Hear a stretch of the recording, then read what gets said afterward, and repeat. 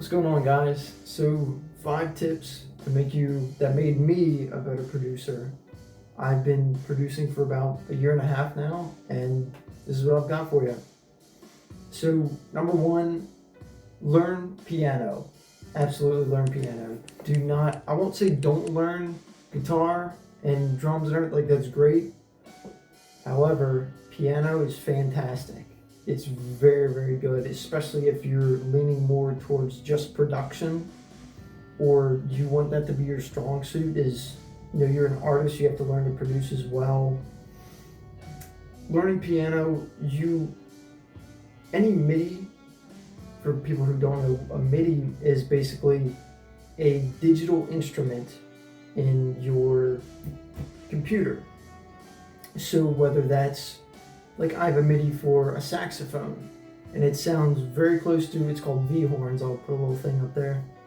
But a MIDI my MIDI for a saxophone sounds exactly like a saxophone, but when I click something on the keyboard, it will make a note, and I can articulate it and go up and down scales. But every MIDI is pretty much, the layout is a keyboard, is a piano. So whether you're doing finger drums or violins or whatever, 9 times out of 10 on your computer, when that little input screen pops up, it's a piano, and it just goes all the way up the scale, all the way down. So learning piano, fundamentally, you learn that in any of those MIDI controllers where, if you want to do like a saxophone or a sax solo, it's on piano, on the keyboard. And I'll get into MIDI controllers in a second. The one I have, I'll put a link to or whatever. It's called a Launch Key 61. I just got it recently. I'm really happy with it. And that brings me to my other one, which was buy a decent MIDI controller. It is so fundamental, and it makes it so much more enjoyable when you get into your studio, your office or whatever, and you play a note or you have an idea, and it's fun. It's fun to experiment with so much more. I really regret, if I could tell myself, back in the day when I first started, I was learning on Ableton, and I went and I didn't buy a MIDI controller for like 6 months into making music, and it was genuinely really miserable. It was not fun. I hated using, because you can play MIDI notes on a keyboard, but it's just not the same. It really is not. It's janky, and a keyboard is not meant to be played with musical notes. Like, you can do one and maybe like a root and a fifth, but that's about what you're going to get. You can't do like complex 9 piano chords, like jazzy chords, on a keyboard. It's just not possible. And the one last point on gear and MIDI controllers is, when I'll put a little picture up there too. I first bought a Akai Mini, as a lot of us do. It's $100 on Amazon. And when I didn't realize how much I wanted to pursue piano at that time. So when I did that, and the Akai Mini, it's a mini, it's like a little tiny thing, and I love jazz, and you cannot do those large, luscious jazz chords on a little tiny mini MIDI controller. It just doesn't, they don't connect. So I upgraded recently to a Launch Key 61. 61 stands for 61 keys, and it was a bit pricier, but I look at it as a nice music investment. And if you're really serious about making music, I would invest in a solid MIDI controller that you're going to use, you're going to have fun with. Go to your local guitar center, whatever, feel them out. Some have weighted keys. This one has weighted keys. Some don't. It really depends. But really make that conscious decision to, okay, if I want to do music this bad, just, I'm committed to doing this. And other point I'm going to mention as far as gear, very, very vital. All the starting music producers use this. I have a Focusrite Scarlett. I'm going to put another picture up there. Very, very, very good piece of equipment. I think it's another $100 on the Amazon thing. Fantastic. That literally, you need that as far as monitoring. You plug your headphones into it. You listen to your own music. You can plug guitars into it. They also call it a preamp. And okay, I'm getting a little ahead of myself. The Focusrite Scarlett is a preamp, and you can plug your microphone in it to sing. You can plug guitars into it, and your headphones. And that is kind of used as like an in-between for your computer and whatever music instrument that you're playing or listening to. Because you can't just stick a 1/4-inch guitar jack, if you play guitar, that usually goes into an amp. Well, that acts as like a tiny amp, or a preamp, as they call it. So, yes, definitely invest into a Focusrite Scarlett. I did it when I first started, and I've never regretted it. It's never given me problems. Solid. I also got a decent pair of headphones. Don't, Apple earbuds. This is very common sense stuff, but invest in gear that's going to make you want to enjoy making music. If you have like goofy little Apple earbuds and they're like hurting your ears after 30 minutes, you're not going to want to make music. Like, invest in comfortable stuff that when you sit down, nothing is distracting you. You're in your flow. There's this book, I'm going to put another picture.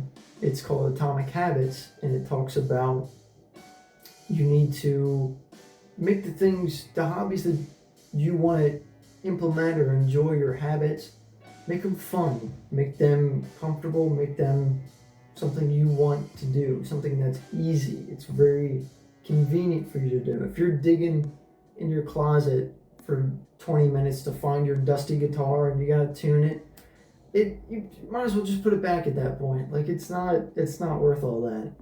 So invest in stuff that is going to, and it doesn't have to be a lot of money either, but just quality enough that it's comfortable for you. So that is my yab session for number 2. Number 3, I'm going to talk about your DAW. For people who don't know, a DAW is a digital audio workstation. I use Ableton personally, and basically all of these DAWs, what they do, it is the software where it's like a workbench. Think of it as like a workbench, workstation, whatever.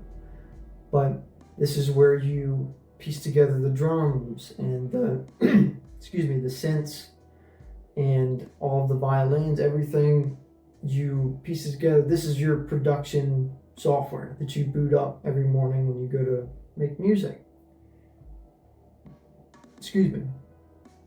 Again, I used Ableton. When I first started, I bought this. It was it's called Udemy, whatever. It's a course. It was like $15 or whatever. I want to put a little, not link to it, but a picture. The guy's name is Simon Stokes. I think he's from Glasgow. I remember because he's got an accent, but he was really good in showing me for Ableton. He was like the most top rated at the time. He was like $10-15. It was not expensive. You don't have to do that. You don't have to buy a course. It helped me personally because I didn't like most of the YouTube content for Ableton. I just couldn't really grasp it. However, you don't have to go that route. That's just what I did. And again, you don't have to even get Ableton either. You can get Logic. There's FL Studio, Fruity Loop Studio. Not Audacity. Do not get Audacity. yes, any of those DAWs, all of those are completely fine. I did Ableton and I enjoyed it. It took me a really long time to enjoy it because that definitely has like a steep learning curve, I would say. And it's tough. It really is tough at first learning a DAW. It's like genuinely learning a new language. I had never done this type of music production before, so to go ahead and just jump right into it, but to have a course like kind of hold your hand and guide you through it step by step for someone who's never done it before drastically helped me. It was not easy. I had to sit there and make notes about compression and all these words I'd never heard before, but it was very nice to have somebody, and you can, go back in videos, whatever, but it was very nice to have somebody to hold your hand and walk you through it. And I remember in the very beginning I was stubborn, and I tried learning with just the YouTube videos, and it was so frustrating, and I was it made me not want to do it at all. So it was very relaxing to have somebody walk you through nuances that you wouldn't think to know, or you go into your DAW for the first time, into Ableton or whatever, and it's just all these buttons, and it can be very overwhelming, especially for a person who just picked it up. So definitely having somebody to walk you through that is very necessary. So that's enough of that. What else do I have here? Okay. Again, on piano, I'll only talk about this for a little bit. What is this, number 3 now? Probably 3 or 4. This is probably 3. Learning piano. Do not hyperfixate on learning songs. I would say songs are okay. They're okay. If you want to learn a classical, Debussy song or Clair de Lune, those are great, but don't just learn songs, because that will really limit your creative nature. And it's better to have tools to make things yourself than to just kind of copy or make an imitation of somebody else's song. You know what I mean?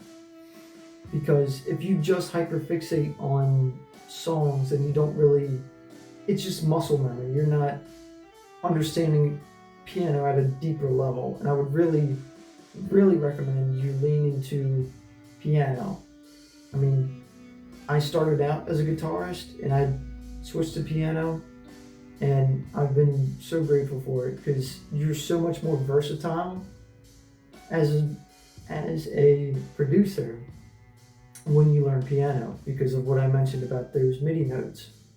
You learn piano, you learn technically a billion different digital instruments as well, which is very useful as a producer.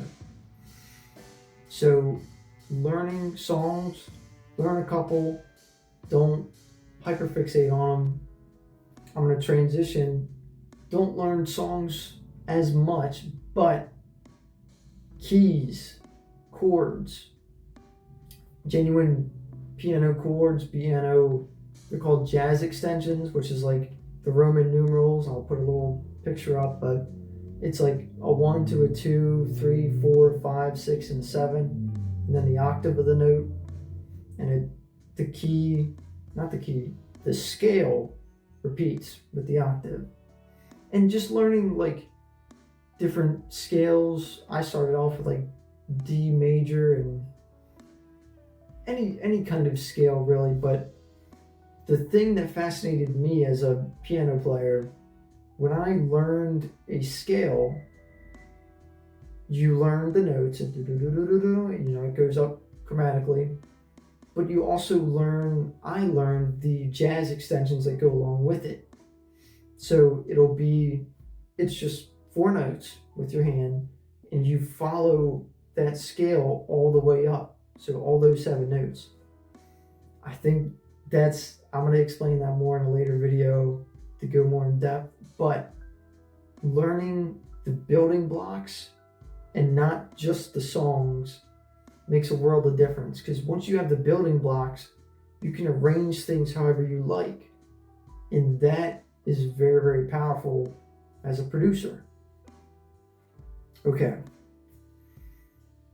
After piano, I think we're at 5 now, 4 or 5. I genuinely forget, but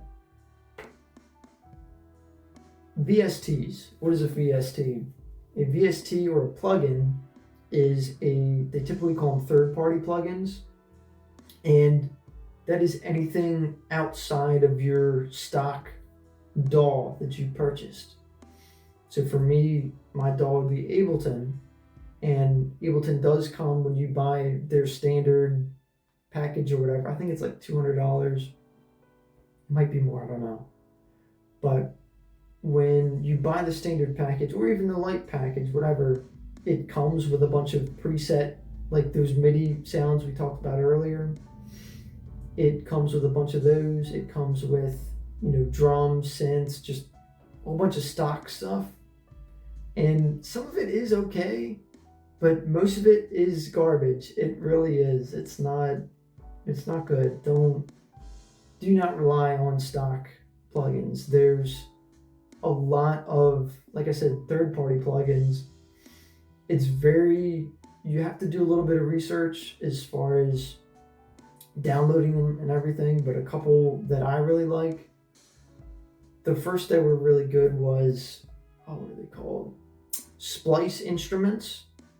They're also called like Spitfire Labs. It's kind of like one and the same, but those are free. They have a paid version that I don't do. I just do the free ones, and those free ones are good. They are very, very solid, especially compared to your stock DAW plugins. Like they're okay, but they have violins that actually sound like violins, and it's just a world of difference when you look at those third-party plugins. So if you can, do some research, find out how to download plugins. There's plenty of videos on that, but look into third-party plugins. This is definitely something I did a bit too late.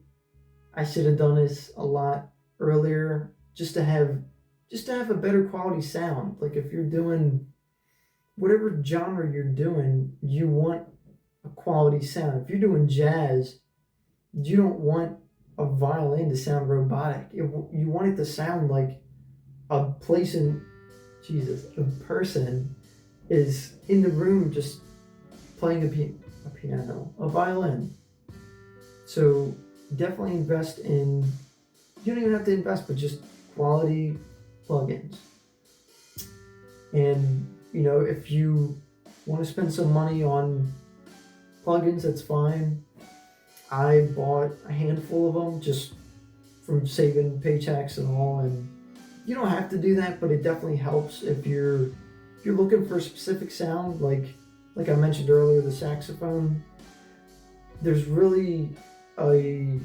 not a whole lot of quality saxophones that I could find, but the ones I did find were a bit more pricey, but it was an investment, and I'm very glad I did get them actually, because they sound amazing. Those are called V-horns, by the way. It's like an alto saxophone.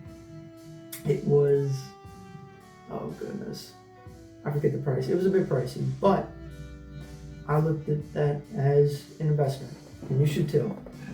So, but in the very beginning, just get free VST plugins. Very easy. And yeah. Next one we have, I think that was it. MIDI Controller, piano songs. Yeah.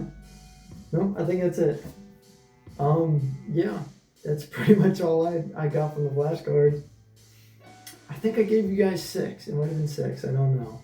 But anyway, I hope you guys enjoyed, and I will be, if you like this, I'll drop more tips like this. So yeah, thank you for watching.